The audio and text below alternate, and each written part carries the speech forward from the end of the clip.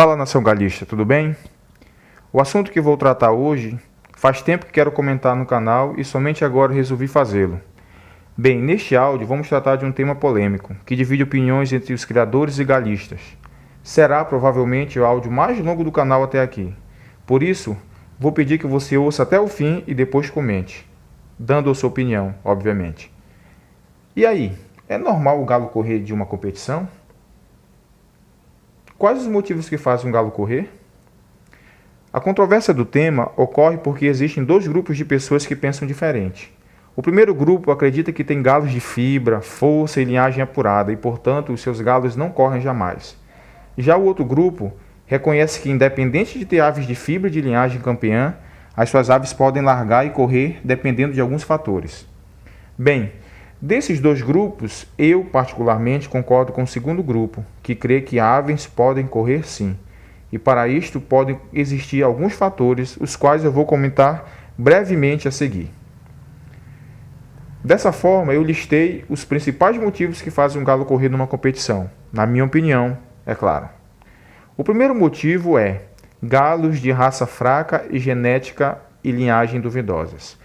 Esse é o principal motivo pelo qual os galos podem correr, mas devemos lembrar que esse será um problema exclusivo daqueles que não se preocupam muito com a seleção das aves. Eu já vi galo que estava na ponta de uma competição, fuzilando o outro, dominando-o totalmente, e de repente o galo olha para o lado e corre aparentemente do nada. E ninguém ficou entendendo nada, ninguém entendeu nada. Neste caso, o galo correu de vagabundo mesmo, por falta de raça. Se o galo está saudável, bem alimentado, bem condicionado fisicamente, está se apresentando bem e correr sem ser ferido fatalmente, aí é falta de raça mesmo. Por outro lado, pessoal, eu já vi galo com mais de 100 furos, todo fuzilado, cego dos dois olhos, não correr e terminar a apresentação empatando por cima. Mas já vi galo que pegou uma esporada só e correu. Por isso, é importante investir em aves de qualidade e procedência confiável, onde você conhece nominalmente a linhagem do pai e da mãe das suas aves. Se essas linhagens foram testadas e aprovadas, tanto a espora quanto a fibra. É importante dizer que a sua ave ela deve saber bater e furar, mas também deve saber aguentar também. Por exemplo, o galo que você comprou pode ser uma merda, desculpa a expressão, mas você precisa saber a linhagem dele, não importa. Porque se você não sabe o que tem na sua criação, como é que você vai criar se nem controle sobre a procedência dos seus bichos você tem? Aí você pode ter problemas maiores como consanguinidade, por exemplo. Portanto, é fundamental saber a linhagem das aves que você tem. Aliás, seu bicho pode até não prestar, porque nem sempre linhagem boa garante bons bichos, mas ele precisa ter linhagem. Coisa boa tem um preço e geralmente não é barato. Ao invés de você comprar um bicho que alguém passou na rua vendendo por 50 ou 100 reais, pegue esse dinheiro e junte um pouco mais e vá a um criador sério ou um galista sério e compre um bicho de procedência. Resumindo, o primeiro motivo, bicho de procedência duvidosa e de linhagem fraca aumentam as chances deles correrem numa competição. Vamos ao segundo motivo que faz um galo correr. Galo muito machucado ou furado durante a apresentação. O galo só não corre quando a surra é pouca. Essa é uma frase minha.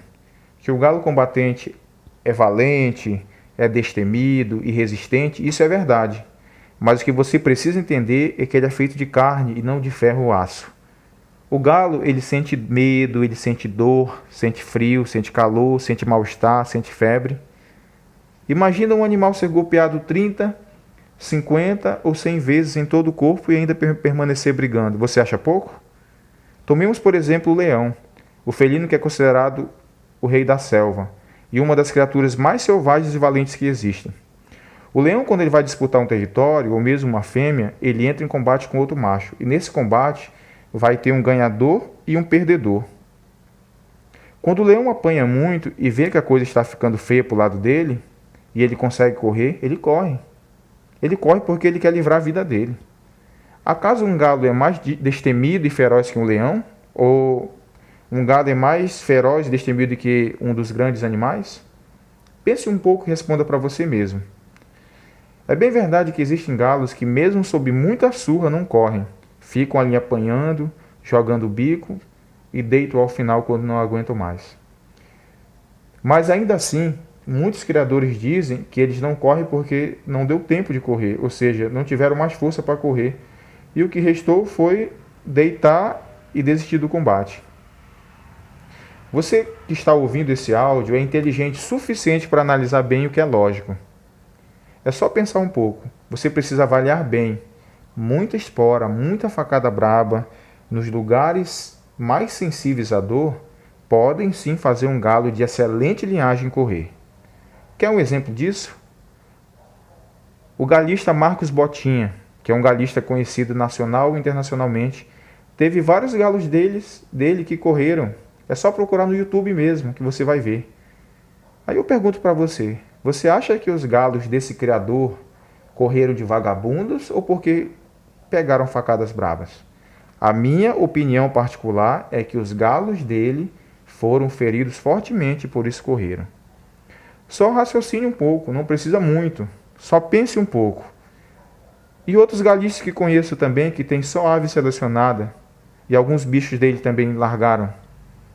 Portanto, se você tiver um bicho que largar, porque foi muito machucado, muito ferido, não descarte a sua ave. Ela correu porque estava no limite dela e não porque não prestava. É isso que você precisa analisar. Resumindo, o segundo motivo, se a sua ave apanhar muito, ela poderá, isso não é obrigatório, ela poderá, não obrigatoriamente irá, correr. E isso independente da linhagem que ela tiver. O terceiro motivo que faz um galo correr é galos doentes ou com problemas de saúde, galos com dor, com mal-estar, infecções, anemias, galos fracos, enfim. Muitos galistas iniciam o trato e quando chega o dia da apresentação, não fazem uma avaliação adequada para saber como a ave está fisicamente. O galo não fala o que está sentindo, mas ele dá sinais que podem ser interpretados e precisam ser interpretados a tempo. Se o galo estiver triste, pálido, quieto demais, com a aparência de quem está cochilando durante o dia, pode ser sinal que sua ave não está se sentindo bem e ela não deverá ser levada para a apresentação. Na dúvida, não leve a sua ave. O galo é um ser biológico que pode sofrer, adoecer, e isso vai fazer a sua ave não ter o rendimento e poderá correr. O raciocínio é simples.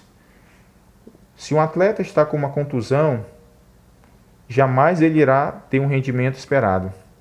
Com o galo é da mesma forma. Por isso, é importante analisar bem o galo para verificar se ele está com coriza ou ronqueira, por exemplo. Se ele estiver doente, suspende-se tudo e deverá ser recuperada a sua saúde. Já vi pessoas colocando galos com coriza na apresentação, pensando que porque suas aves eram boas iam ganhar e deram com um burro na água.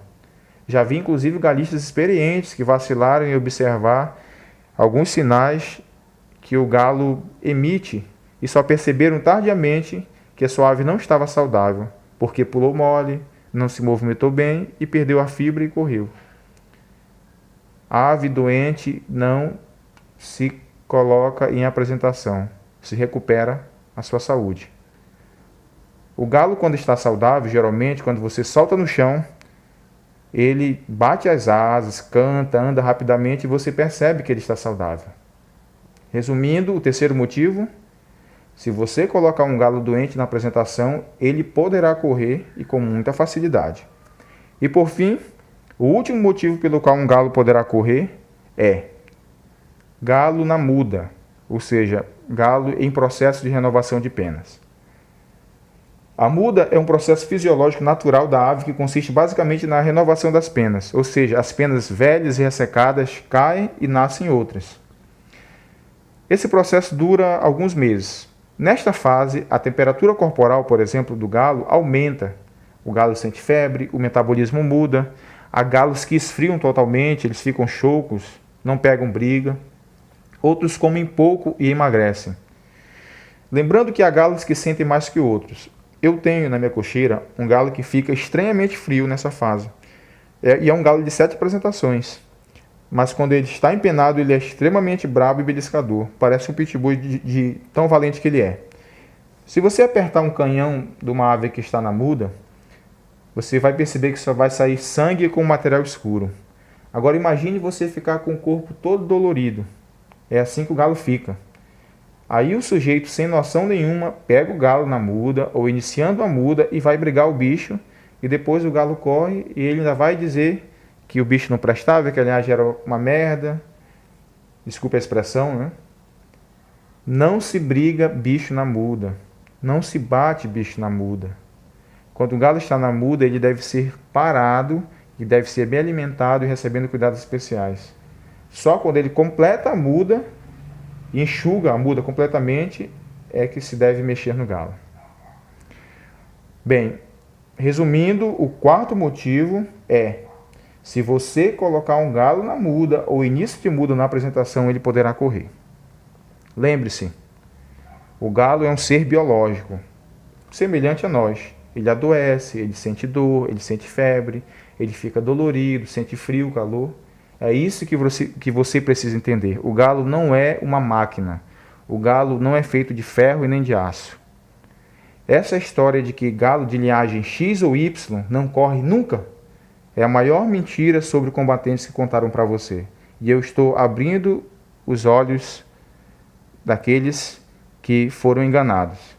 Existe sim uma minoria de galos que não correm, mas a maioria corre sim, dependendo das circunstâncias e dependendo desses 4 motivos. Se algum desses 4 motivos ou vários deles ocorrerem concomitantemente, eles podem correr.